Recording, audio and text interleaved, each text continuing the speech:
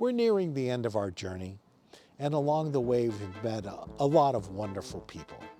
And some of these people, when they hear we're living in a van, think, oh, hashtag van life. It's all rainbows and unicorns, and life is nothing but always good.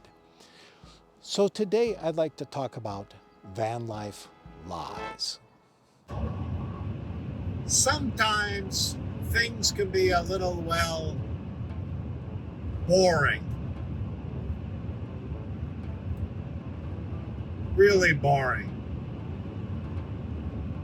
Mile after mile after mile of boring. Now, one other thing that's never brought up in all the videos of van life is the black tank and dumping the black tank. What's a black tank? Reasonable question. Where you're living at home, you flush the toilet, you are done with that. Not when you're in a van. When you're in a van, you flush the tank, and that's just the start of a process, okay? Eventually, what you flush down the toilet has to be put somewhere else via a hose. This is called dumping the black tank. Now, if you are really, really lucky, you have never had a debacle dumping the black tank, and you have no stories involved in dumping the black tank. I have so many stories about dumping the black tank. Now, if you drive enough miles, people will try to kill you. They don't really hate you, it's just that they're not paying attention, or they're having a daydream, or they're checking their texts, but they will try to kill you. And that is just something that you need to know if you're going to be in a van, is that as you drive along, sooner or later, people are going to try to kill you. I'm willing to bet that wherever you live, you can get a shower whenever you want. And when you go into your shower, you turn the little knob and water comes out, and the water is actually hot, and the shower is an acceptable to you level of cleanliness.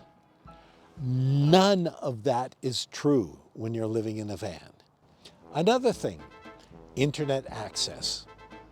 Everybody wants to be a digital nomad. Everybody's going to put all their stuff in the cloud, and they're going to live wherever they want to live, and they're going to do stuff. Not going to happen. Where we typically go, this is what you get when you pull out your phone. No service, no bars. Or even better, one bar, but when you try to do something, forget it.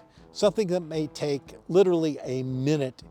If you got 4 bars and 5 Gs and you're in the middle of a city, it might take a couple of hours and then crash out when you're in the van.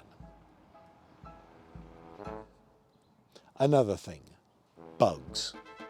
You're used to the bugs where you live, but when you travel, you get to meet a whole new set of bugs. Now you know what to look out for from the bitey bugs where you live, but there is a whole new group of bitey bugs where you're going to go. And these bugs are going to bite you, and it is going to hurt, and you are going to have blisters. And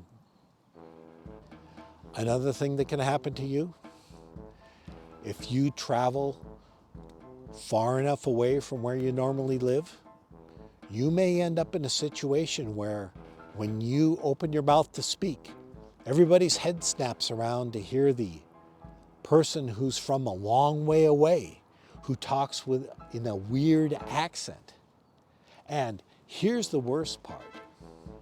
What you and all of your buddies back home know to be true, The people where you're visiting, they may think something else. They may not even realize that they are all wrong and the buddies back home and you are right. How can you live with that? Now, those are some of the hashtag VanLife lies. So what do I think about living in a van?